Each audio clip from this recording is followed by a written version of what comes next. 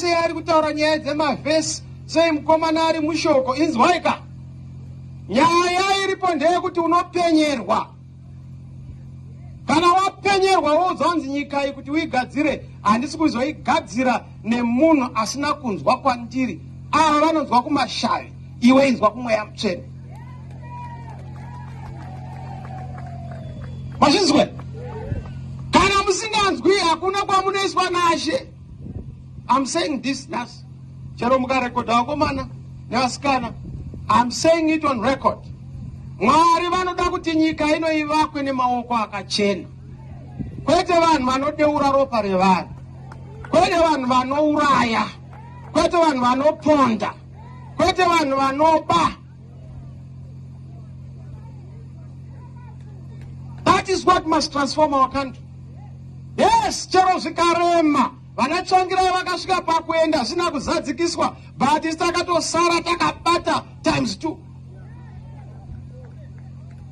And hakuna zvaunondiita chero ukaisa mujere, ike zvino vana Timba vari mujere nana Chibaya, unogona kuvatimba uchivabaya uchivaisa mujere, but hakuna kwaunoenda. Kazhinji anosunga vamwe ndiye anenge ari jere guru.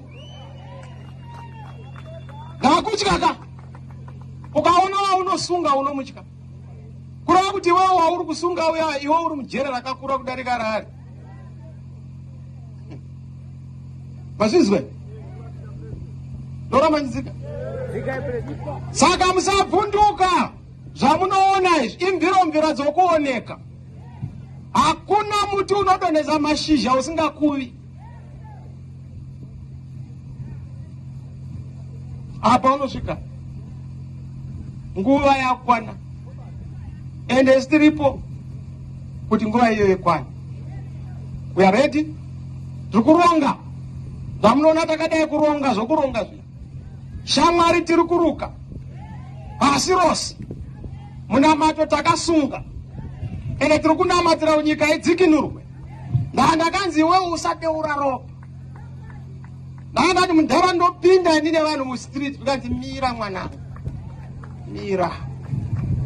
Handidi kuti uite ropa. Ndaukaita ropa handikuyambutsi. Oh yes. Muri kuzvinzwa? Nokuti nhasi chaiko ndichibva kuno, nhasi ndikati chipiri ndichishedzera munyika kuti vedu we ngatiite zvakati.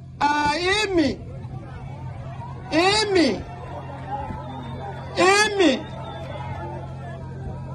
Asi hatisati tasvika ikoko. Tinoita zvatine tatendedzwa.